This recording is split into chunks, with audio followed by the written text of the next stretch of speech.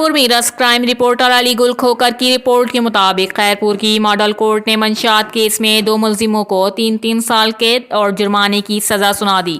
سخت سیکیورٹی میں Khairpur central jail منتقل۔